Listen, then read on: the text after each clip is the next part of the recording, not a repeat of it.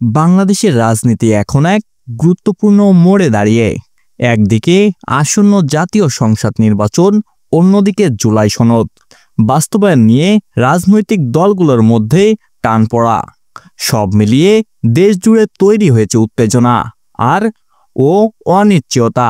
জাতীয় ঐক্যমত কমিশনের বৈঠকে বহু বিতর্ক, আলোচনা আর মতভেদ শেষে অবশেষে এক বিষয়ে ঐক্যমত পৌঁছেছে দলগুলো, আর সেটা হলো গণভোটের মাধ্যমে জুলাই সনদ বাস্তবায়ন।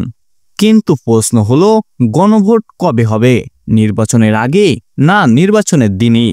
এই ইস্যুতে এখন আবারও মুখোমুখি বিএনপি আর জামাত ইসলামী।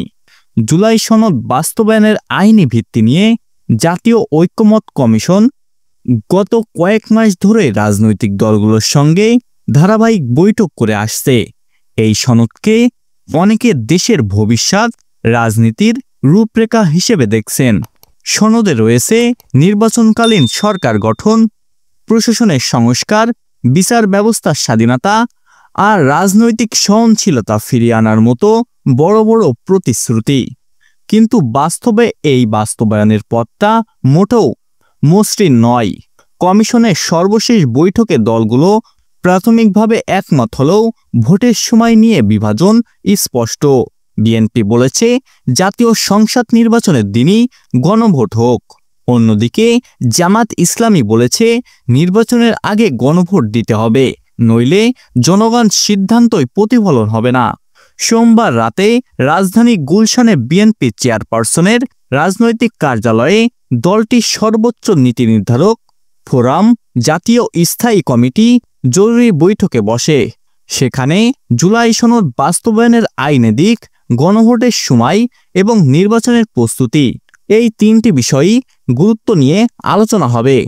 বিএনপির স্থায়ী কমিটির সদস্যরা সর্বসম্মতভাবে মত দেন জাতীয় সংসদ নির্বাচনের দিনই গণভোট হওয়া উচিত, কারণ এতে একসঙ্গে আয়োজন করা সম্ভব হবে, ব্যয় কমবে এবং জনগণ একই দিনে দুটি গুরুত্বপূর্ণ ভোট দিতে পারবে।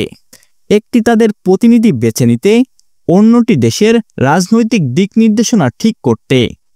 একজন সিনিয়র নেতা, যিনি নাম প্রকাশে অনিচ্ছুক, জানিয়েছেন বৈঠকে নির্বাচনের প্রস্তুতি এবং প্রার্থী বাছাই নিয়েও আলোচনা হয়েছে।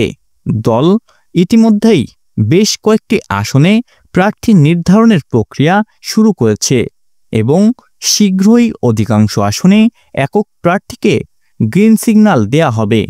বিএনপির আইনজীবী নেতাদের মতে, সরকার চাইলে একটি অধ্যাদেশ জারি করে বা আরপিতেও সংশোধনী এনে নির্বাচন কমিশনকে একই দিনে গণভোট পরিচালনার ক্ষমতা দিতে পারে।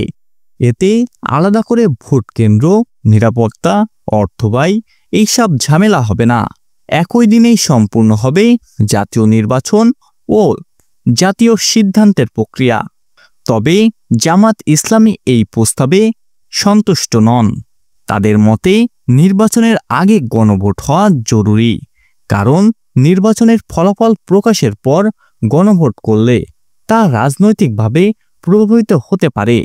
তারা মনে করছেন আগে জনগণ মতামত জানা গেলে নির্বাচনও আরও স্বচ্ছ ও নিরপেক্ষ করা সম্ভব।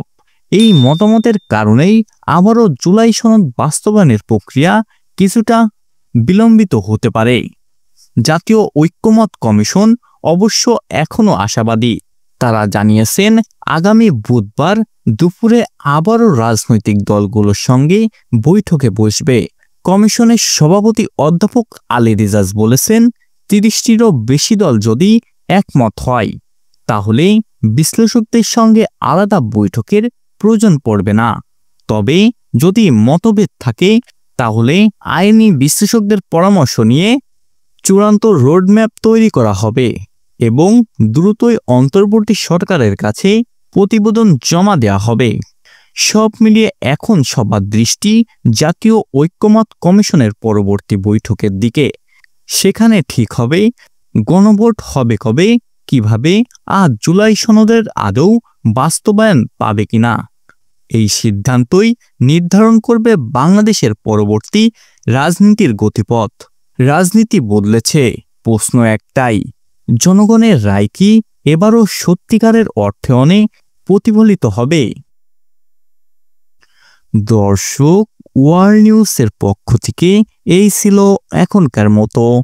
ভিডিওটি ভালো লেগে থাকলে এবং সাবস্ক্রাইব করে আমাদের পাশে থাকুন। ধন্যবাদ সবাইকে।